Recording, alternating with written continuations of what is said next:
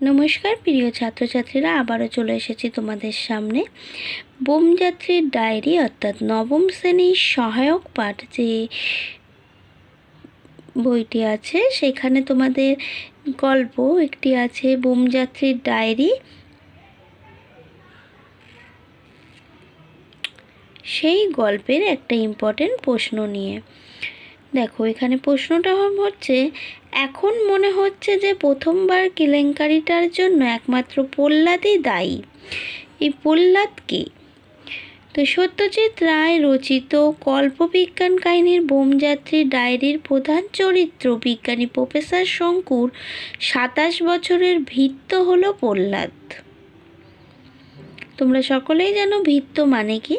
ভৃত্য মানে আমাদের বাড়িতে যে সমস্ত কাজকর্ম দেখাশুনো করে তাকেই বোঝানো হয়, অর্থাৎ কাজের লোক এক কথায়। ঠিক আছে, তারপরে এই কেলেঙ্কারির জন্য সে কিভাবে দায়ী ছিল? প্রহ্লাদের দায়িত্ব। প্রথমবার রকেট যাত্রার সময় ঘড়িতে দম দিতে গিয়ে প্রহ্লাদ ভুল করে ঘড়ির কাঁটা ঘুরিয়ে ফেলেছিল। এর ফলে মহাকাশ যাত্রার সমস্ত ব্যবস্থাটি 3.5 ঘন্টা পিছিয়ে পড়ে। হিসাবের গোলমাল হয়ে যায়। 3.5 ঘন্টা পিছিয়ে পড়া মানে অনেকটাই পিছিয়ে যাওয়া, ফলে একটা হিসাবের গোলমাল হয়ে যায়। তাই রকেট কিছুটা উড়েই গোঁত খেয়ে পড়ে যায় অবিনাশবাবুর মূলোর ক্ষেতে। প্রফেসর শঙ্কুর প্রতিবেশী এই অবিনাশবাবু ছিলেন অত্যন্ত বিষয়ী মানুষ। বিজ্ঞান না বোঝার কারণে এবং শঙ্কুর প্রতি তার প্রতিবেশীর সুলভ সহানুভূতি না থাকার জন্য তিনি সময়ে অসময়ে শঙ্কুকে ব্যঙ্গ বিদ্রূপ করতে ছাড়তেন না।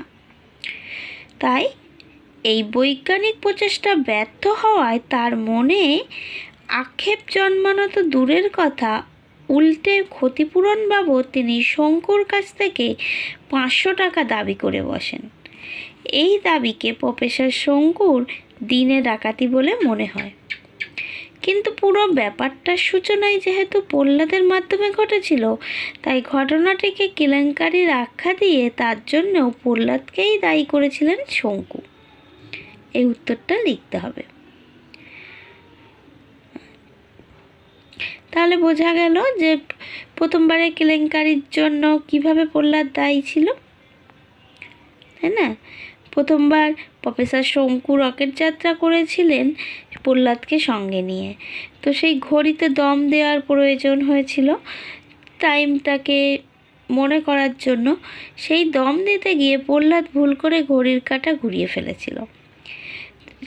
সে এতটাই ভুল করে ফেলেছিল যে ঘড়ির টাইম 3.5 ঘন্টা পিছিয়ে পড়ে। তো আমাদের প্রত্যেকটা বিষয়ে, বিশেষ করে বিজ্ঞানের বিষয়ে, সময় খুবই দরকারি। সেখানে ভুল সময় দেখানো মানে যে কোনো কিছু ঘটনা ঘটে যেতে পারে। তো ঠিক সেরকমই প্রহ্লাদ যখন ঘড়িটা 3.5 ঘন্টা পিছিয়ে ফেলে, যে গোলমাল হয়ে যায়, তাতে রকেট কিছুটা উড়েই গোঁত খেয়ে পড়ে যায় অবিনাশবাবুর মূলোর ক্ষেতে। আর এই মূলোর ক্ষেতে পড়ে যাওয়ার কারণে অবিনাশবাবু শঙ্কুর কাছে 500 টাকা ক্ষতিপূরণ চায়। এই দাবিকে প্রফেসর শঙ্কুর দিনে ডাকাতি মনে হয়।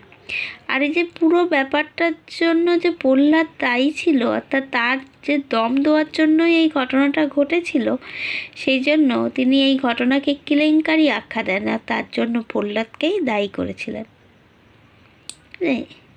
এই যে উত্তরটা, এটাই লিখতে হবে।